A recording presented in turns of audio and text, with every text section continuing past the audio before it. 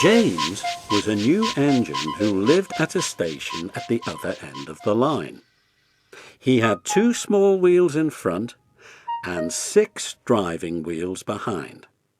They weren't as big as Gordon's, and they weren't as small as Thomas's.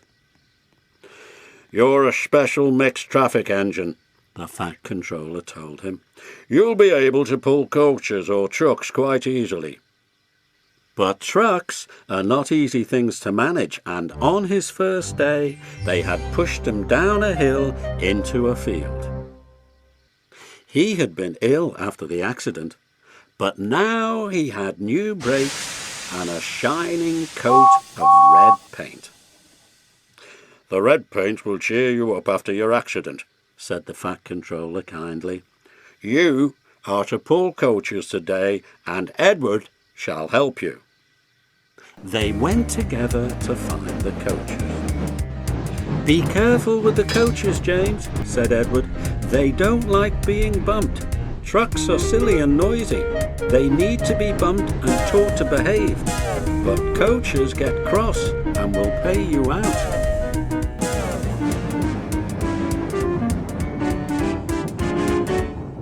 They took the coaches to the platform and were both coupled on in front. The Fat Controller, the station master, and some little boys all came to admire James's shining rods and red paint. James was pleased. "I am a really splendid engine," he thought, and suddenly let off steam. Whoosh! The Fat Controller, the station master, and the guard all jumped, and a shower of water fell on the Fat Controller's nice new top hat. Just then the whistle blew, and James thought they had better go. So they went. Go on," he puffed to Edward. Don't push," puffed Edward, for he did not like starting quickly. Don't go so fast, grumbled the coaches. But James did not listen. He wanted to run away before the Fat Controller could call him back. He didn't even want to stop at the first station. Edward tried hard to stop, but the 2 coaches in front were beyond the platform before they stopped, and they had to go back to let the passengers get out. Lots of people came to look at James, and as no one seemed to know about the Fat Controller's top hat, James felt happier. Presently, they came to the junction where Thomas was waiting with his 2 coaches.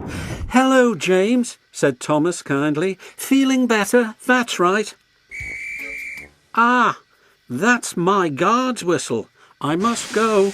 Sorry I can't stop. I don't know what the Fat Controller would do without me to run this branch line." And he puffed off importantly with his 2 coaches into a tunnel. Leaving the junction, they passed the field where James had had his accident. The fence was mended and the cows were back again. James whistled, but they paid no attention.